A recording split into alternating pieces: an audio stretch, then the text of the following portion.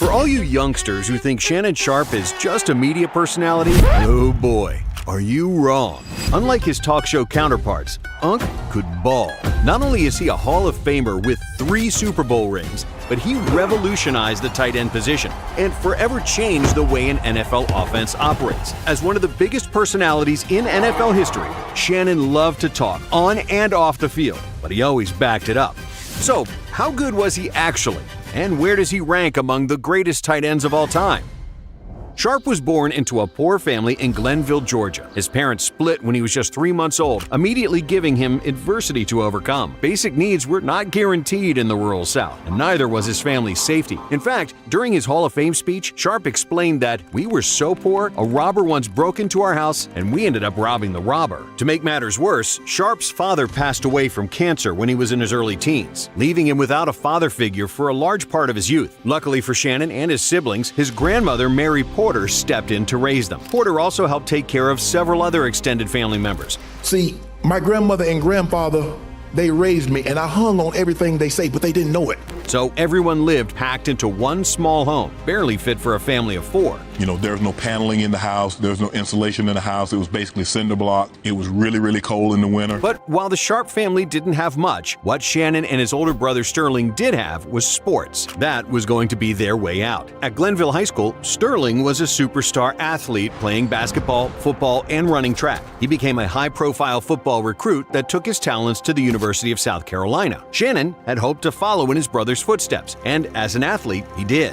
He was also a star multi-sport athlete, but in the classroom, he struggled, so his only offer came from the local Division II school, Savannah State. Sharpe would continue to play multiple sports at Savannah, playing basketball, competing in track and field events, and suiting up for the Tigers football team. But it was quickly obvious that the gridiron was where Sharpe was at his best. Shannon set many records while at Savannah State, totaling a whopping 192 receptions for 3,744 receiving yards and 40 touchdowns over 4 years. And while Shannon was dominating the inferior D2 competition, his brother Sterling was doing the same at USC, then in the NFL. At South Carolina, Sterling set nearly every receiving record, which led to him being drafted 7th overall by the Green Bay Packers in 1988. Then, by just his second year in the NFL, he was already a first-team All-Pro. But despite his brother's instant success, nobody was paying close attention to Shannon. I'm the best, Sterling.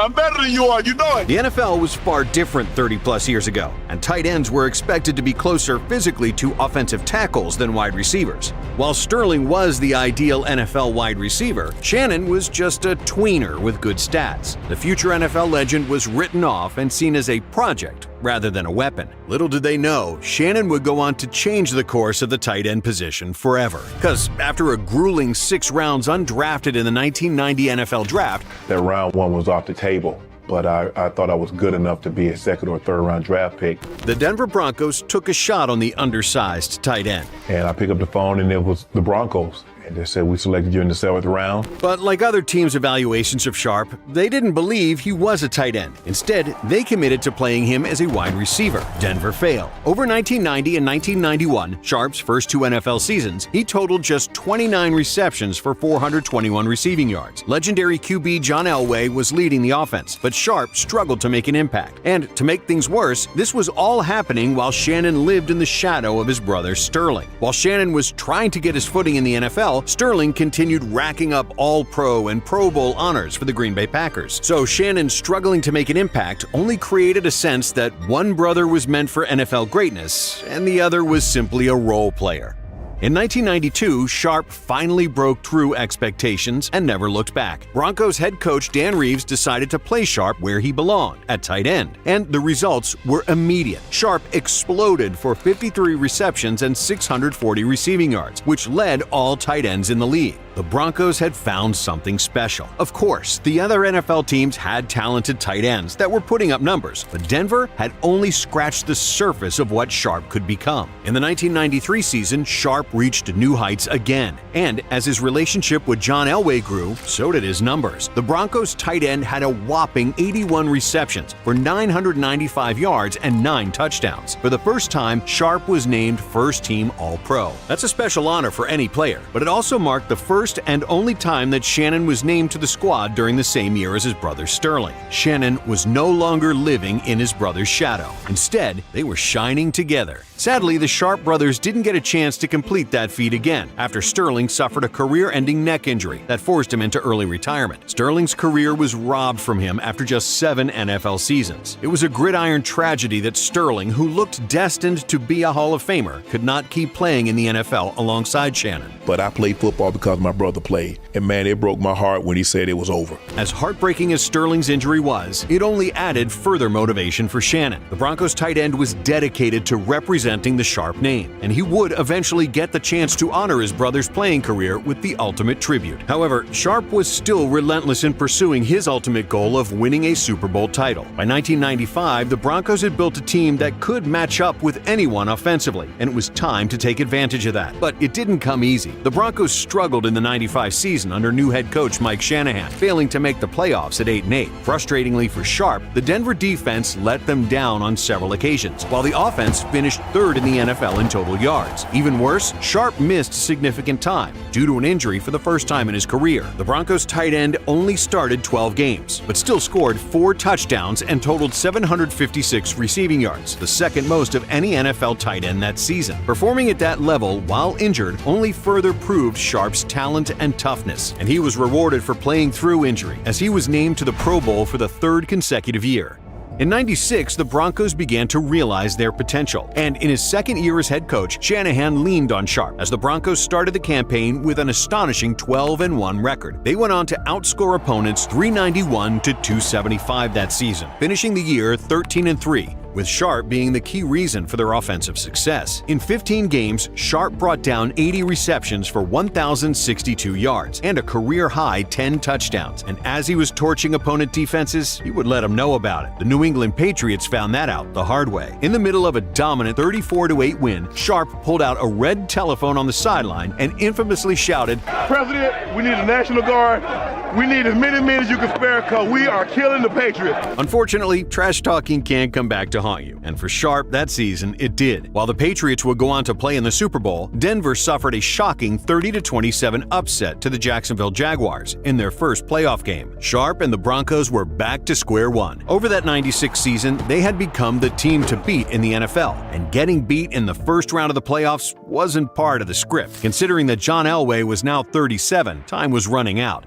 But after being humbled, the Broncos had a chip on their shoulder entering the 97 season. Denver won their opening 6 games, with Sharpe bringing down 18 receptions for 266 yards and a touchdown. Not a bad start, but the best was yet to come for the Broncos tight end. Over the next 10 games, Sharpe crossed the 80-yard mark 5 times. While he only reached the end zone 3 times in that regular season, his 1,107 receiving yards was truly incredible. In fact, no other tight end that season even came close to matching him. Sharpe beat the next closest competitor by 320 yards. In terms of pure impact, his 15.3 yards per catch that season was vital to the Broncos' success. But Sharpe's goal wasn't to lead the NFL in various stats, it was to hoist the Lombardi Trophy. To do that, they would need to exorcise the demons of the 96 season by beating the Jags in another postseason opener. And they did more than just beat them. Denver dominated Jacksonville in their postseason rematch, winning 42-17. Then, in the AFC Championship game, they played against the Pittsburgh Steelers. Sharpe made multiple key receptions down the stretch in a close 24-21 win. Finally, after 8 seasons, Sharpe was playing for a ring. Years and years of struggle, success, and falling just short had culminated in the Super Bowl 32 bout against the Green Bay Packers. The Packers were the defending champs and the favorite, but the Broncos got hot early, jumping out to a 17-7 lead. Sharpe didn't get in the end zone, but Elway always looked to him as his security blanket, targeting Sharpe a team-high 5 times. In a Super Bowl classic, Denver and Green Bay traded blows before the game was tied at 24-all in the fourth quarter. That tie was broken with little time remaining as Terrell Davis reached the end zone for the Broncos at the 1:45 mark in the fourth quarter. Denver's defense held up on the following drive, and the Lombardi Trophy swapped hands to the Broncos. The narratives around John Elway finally reaching the top of the mountain dominated the national media, but Sharpe's journey deserved just as much press. A 7th-round pick out of Savannah State was now a Super Bowl champion, and Sharpe would finally get to honor the cut-short career of his brother Sterling. Shannon gifted his Super Bowl ring to Sterling. And we're doing an interview with NBC,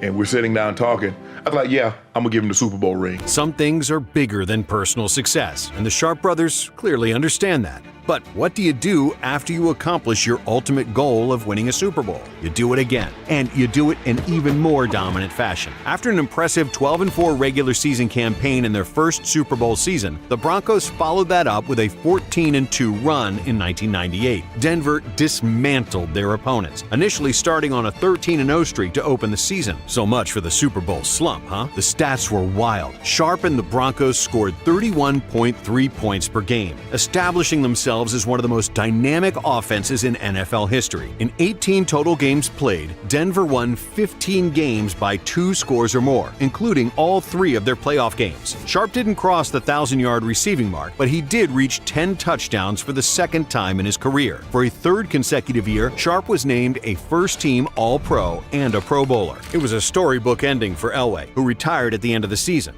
I just can't compete at the level in this game that I want to compete at anymore. For Sharpe, that was a huge deal. The only quarterback he had ever really known in the NFL was gone, and now the Broncos had to start again with someone new. And unfortunately for Sharpe, it just didn't pan out. He had multiple injuries in 1999, limiting him to just 5 total appearances. By the following offseason in 2000, the 4-time All-Pro was a free agent, and he was going to take his talents elsewhere. After 10 seasons in Denver, Sharpe joined a talented Baltimore Ravens team for the 2000 season. The Ravens boasted 2 legendary running backs in Jamal Lewis and Priest Holmes, but sorely lacked a downfield threat. So that's where Sharpe came in. Baltimore prided itself on its defense, but Sharpe took them to a new level on offense, and the numbers prove it. The veteran tight end led the entire squad in receiving yards and receiving touchdowns, with 810 yards and 5 scores. The Ravens went from an 8-8 team in 1999 to a powerhouse that finished 12-4 in 2000. Somehow, that record didn't win the AFC Central due to the Tennessee Titans going 13-3, but Sharpe and the Ravens would have the last laugh. To open the postseason, Baltimore dismantled Sharpe's former team. The Ravens beat the Broncos 21-3 as Sharpe exploded for 3 catches, 73 yards, and a touchdown. Now, Sharpe and Baltimore got their shot at the Titans in the divisional round. After a fairly close game to start, the Ravens broke the contest open in the 4th quarter to win 24-10. Sharpe only made 1 catch, but it was a monstrous 53-yard grab that was a huge momentum shifter for Baltimore. And that huge catch against the Titans was a foreshadowing of the AFC Championship clash with the Oakland Raiders. In a 16-3 victory, Sharpe made the most famous play of his career. First, catching a pass at the Ravens' 12-yard line, Sharpe ran all the way down the field for a 96-yard touchdown. It was the only touchdown in Baltimore's victory and the longest score of Sharpe's career. After 3 exceptional games, Sharpe had once again reached the Super Bowl. Sharpe made just 1 catch for 5 yards in the big game, but Baltimore defeated the New York Giants 34-7 for the team's first ever Super Bowl victory. Sharpe would spend 1 more season with the Ravens, going for 811 receiving yards and 2 touchdowns in 2001. He was named to his final Pro Bowl that season, marking his 8th appearance. The Ravens would not replicate their previous postseason success, losing in the divisional round. And as painful as it is to say this, they have a better football team than what we got. But Sharpe had made his mark in Charm City and had a Super Bowl ring to show for it. To wrap up his career, Shannon returned to Denver. To no one's surprise, he was still a massive problem for opposing defenses. Over 28 games in his final 2 years, Sharpe racked up 1,456 receiving yards and 11 touchdowns. Tight ends today are some of the most game-breaking weapons in the NFL, combining speed and size to create the ultimate mismatch. They have Shannon Sharpe to thank for that, being arguably the most influential player to ever play that position. To this day, Sharpe is still top 5 among tight ends in receptions and receiving yards. He is, without a doubt, a top 5 tight end in NFL history. His legacy was cemented in 2011 when he was inducted into the Pro Football Hall of Fame. His presence on television and social media has made Sharpe more famous than ever. Even people who don't watch football know who he is, thanks to memes and clips of Sharpe doing his thing. But it's important to remember why he was put on TV in the first place. It's because he always has had the game to go along with the gab. For more of the best NFL content, be sure to like and subscribe. Also, check out some of our other videos on the screen now.